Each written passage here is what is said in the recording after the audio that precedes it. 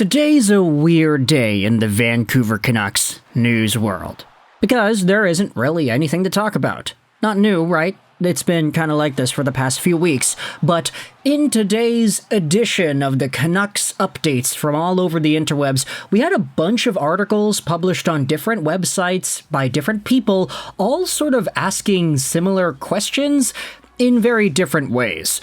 Writers on Canucks Army are asking whether or not JT Miller can break 100 points for the second year in a row next year.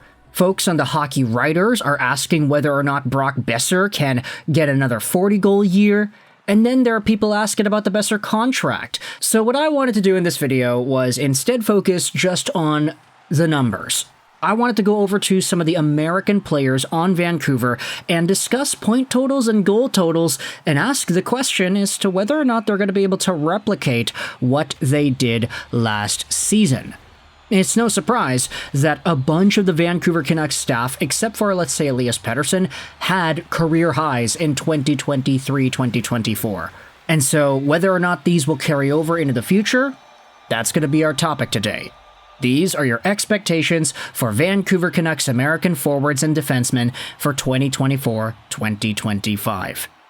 Now, before we dive into it, of course, you know who we're talking about primarily in this video. There are a bunch of American dudes that had suited up for this team and that will be projected to coming back. In terms of 23-24 production, they include names like JT Miller, who had 103 points in 81 games played, 37 goals, 66 assists, Quinn Hughes, who had 92 points in 82 games played, 17 goals, 75 assists, Brock Boeser, who had 73 points, 40 goals, and 33 assists in 81 games.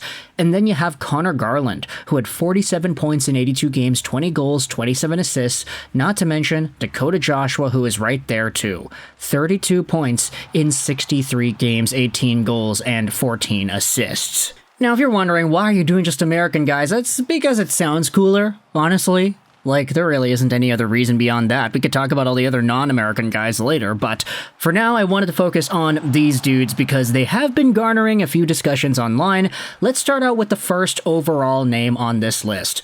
Can JT Miller replicate his 103-point season with 37 goals and 66 assists?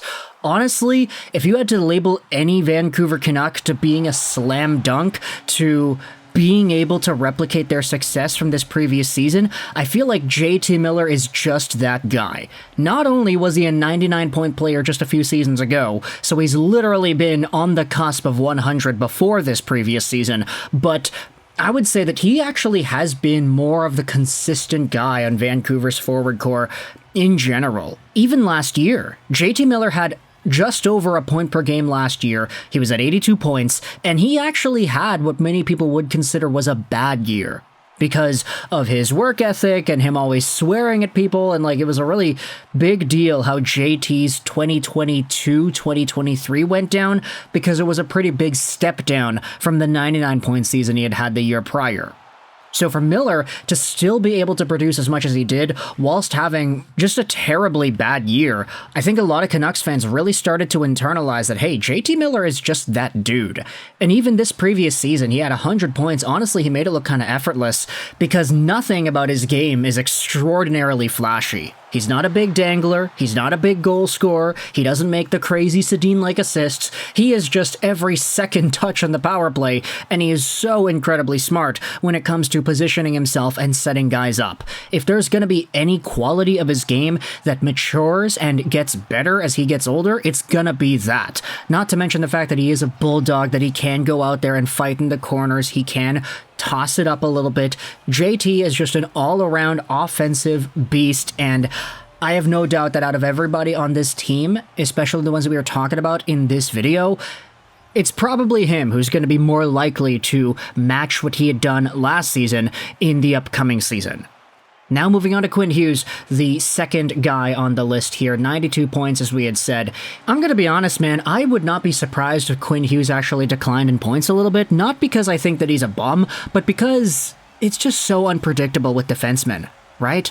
And when you think about it, how the Vancouver Canucks got so much better up front in this offseason, you got Jake DeBrusk, you got Danton Heinen, Kiefer Sherwood's in here, and Daniel Sprong as well. The fact is, those are just a lot more guys on the offensive side of things who will be able to get more passes and thus more assists. Quinn Hughes succeeded in Vancouver because, like JT Miller, Hughes was just kind of every second pass. And part of the reason he was every second pass, especially in the offensive zone, is because, I mean, look, the Canucks just needed to rely on him more. Now, with a better team in front of Hughes, you could debate that the necessity for giving it back to Hughes as much as the Canucks did this previous season is not going to be there when you have more offensively talented guys up front, like DeBrusk, like Danton Heinen, like Daniel Sprong. So I think there is an argument to be made that Quinn Hughes, playing for a team that has a better forward core, might actually regress offensively in terms of production. But I mean, look, the guy got his Norris. I think the guy can just go out there and play 80% caliber hockey and he'll still get a point per game. He'll be fine, and many Canucks fans will be super satisfied with the way his career is going to go long term. Heading over into the third guy on this list, Brock Boeser had a 40-goal season and 70 points. The question is whether or not he's going to be able to live up to that expectation next year. Now, we know that it's taken him so long to break past let alone 30 goals in a season because he had been stuck in the 20s for so long ever since making his debut with the team in 2017. But when it comes to Boeser, he's sort of reinvented his game, and he's become the perfect all-situations offensively capable kind of guy. Just without the speed and the tenacity of a JT Miller. He's so smart, he puts himself in the right positions to get goals, and he scored 40 because of it. Now, honestly, because he had only broken 40 once, I don't want to make it seem like it's guaranteed he'll get 40 again, but if he does do that, I don't think it would be all too surprising. It just shouldn't be seen as a disappointment, I would think, if a guy like Brock Boeser goes out there and only scores 30 goals or 35 goals. Even if he gets 70 points again, I actually think that's a realistic possibility compared to last season. Because now, as Canucks fans, we know he's capable of doing it. He's done it before. So for Brock, a guy who's heading into a contract year, who kind of has more to prove in this upcoming season to kind of dictate whether or not he gets the bag next year, this could be an interesting way for him to spend his 2024-2025 because of the contract implications and the offensive expectations that are on top of that. Now, finally, let's finish off this video by talking about Conor Garland and Dakota Joshua. Let's do them together just because they're so linked when it comes to their on-ice play. Conor Garland had 20 goals this previous season. Dakota Joshua would have had 20 goals if he had played the full year. He missed out on 19 games and still had 18 goals. So these two were just so incredibly fantastic with Teddy Bluger and eventually Elias Lindholm as their center that it kind of scares me to think about the idea of them regressing, you know? If they end up going into 2024, 2025 and they don't have the same flash, they don't have the same chemistry, they don't have the same bouncing off of each other ability like they had in this previous season, it would be seen as a major disappointment considering how good they really were and considering the Dakota Joshua contract that was just signed. At the end of the day, though, these guys do have the offensive minds to really bounce off of each other in a great way, so I wouldn't be surprised if they go out there and next season just start tearing things up again. Like Brock Boeser and Quinn Hughes, though, I don't necessarily know if the point production will carry over entirely, just because there are so many extra players whose offensive touches are more refined that will be sharing the ice time with these guys.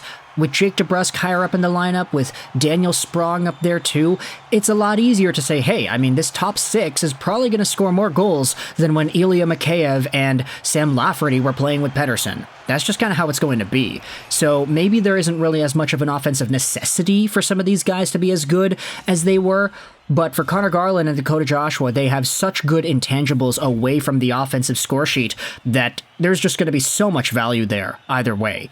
Heading into expectations, if I had to label it all out, this is going to be my official prediction. I say that JT Miller gets roughly the same amount of points. I wouldn't be surprised with 30 goals, 70 assists-ish. For Quinn Hughes, I honestly think he regresses a little bit. If I had to predict, I'd say he maybe gets around 82 points this season. For Brock Boeser, I would say if he gets 35 goals, I'm satisfied, and if he gets 70 points, I'm satisfied. Garland and Joshua, I'd say maybe 50 and 50, depending on if both of them are able to stay healthy the entire year, right? So those are kind of my numbers that I wanted to toss out there. You can let me know your thoughts in the comment section below. How do you feel about these American Vancouver Canucks in terms of point production? Let me know your thoughts in the comment section below. I hope you enjoyed this video. And bye.